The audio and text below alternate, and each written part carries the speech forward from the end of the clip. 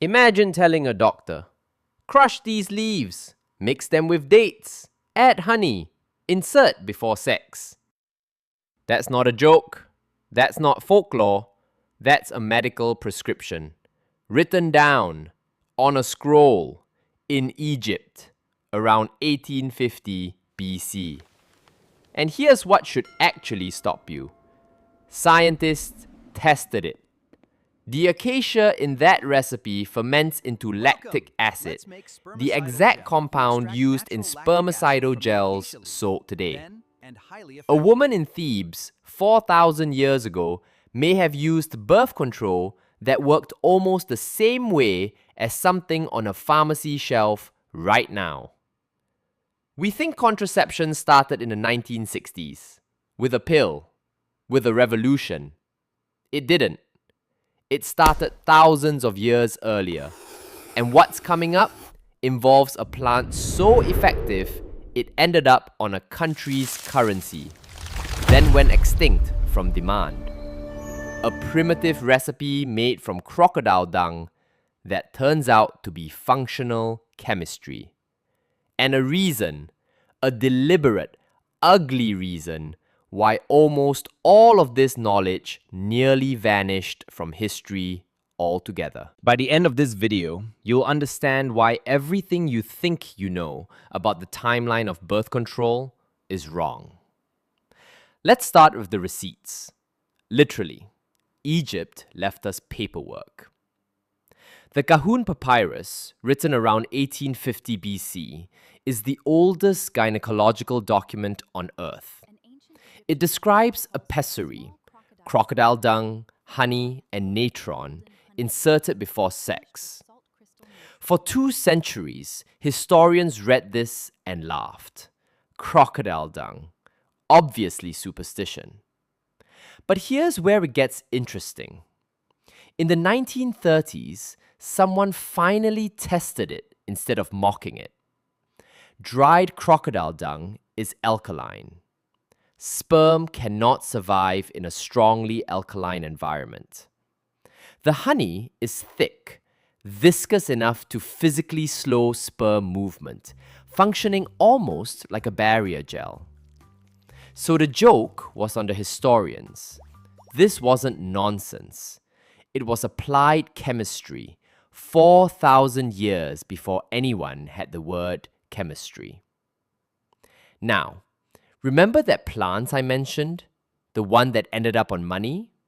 Keep that in mind, because what happened to it is one of the strangest extinction stories in human history. It's called Silphium. It grew in one place on Earth, a narrow strip of coastline near Cyrene in modern Libya. The Greeks and Romans believed it prevented pregnancy. Soranus, a physician writing around 100 AD, prescribed it directly to women who wanted to avoid having children. Demand was so high that Cyrene minted coins with Silphium stamped on them. Think about that. An ancient civilization's currency featured a contraceptive plant because that plant was propping up the entire local economy. But Silphium had one fatal flaw. It couldn't be farmed. It only grew wild, under conditions nobody could reproduce. For centuries, the Romans just kept harvesting it, faster than it could regrow. And then, Pliny the Elder records the moment it happened. The last known stock of Silphium was picked and given as a curiosity to the Emperor Nero. That's it. Gone. Extinct. The ancient world's most famous contraceptive, wiped out by its own success before anyone thought to study or preserve it. We don't even know, with certainty, what species it actually was. Now, you might be thinking, okay, that's plants. What about something more direct?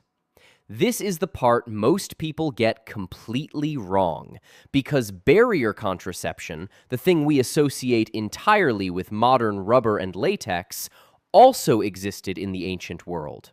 Egyptians used linen sheaths, Romans experimented with bladder and intestine coverings, and across the Mediterranean, women used sea sponges soaked in vinegar or lemon juice inserted before sex.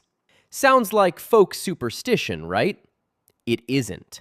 Lemon juice and vinegar are acidic. Sperm dies in acidic environments. The sponge itself worked as a physical barrier and a slow release mechanism for that acid. And this knowledge didn't just vanish in antiquity. It survived, quietly, for nearly 2,000 years. Casanova, yes, that Casanova, wrote in his own memoirs about using half a lemon as an improvised cervical cap. He wasn't innovating. He was using a method passed down through an unbroken chain of women, midwives, and sex workers who needed it to actually work. So if this knowledge was this good, tested, functional, passed down for millennia, why did almost none of us learn about it in school? Here's the turn. For most of the last 1,500 years in much of the Western world, this knowledge wasn't lost because it failed. It was buried. On purpose. The early Christian church increasingly framed contraception as sin. Physicians stopped writing it down. And the women who held this knowledge, midwives, healers, were, in later centuries, sometimes accused of witchcraft. The line between a woman who knows how to prevent pregnancy and a woman accused of dark magic was disturbingly, dangerously thin. So thousands of years of tested, working knowledge, acacia spermicide, acidic barriers, alkaline pessaries, went underground. Not disproven, silenced. It would take until the 20th century for any of it to resurface, reinvented, clinically validated, rebuilt almost from scratch. The pill, launched in 1960, wasn't really the beginning of birth control. It was the end of 4,000 years of women solving the exact same problem in secret, with honey, with dung, with lemons, with a plant we hunted into extinction, and getting closer to the answer than history has ever given them credit for. So next time someone calls the ancient world primitive, think about the woman in Thebes in 1850 BC who understood acid and alkaline chemistry well enough to control her own body, 4,000 years before the word science existed. She didn't have a lab. She had honey, dung, and 4,000 years of trial and error passed from mother to daughter. And some of it actually worked.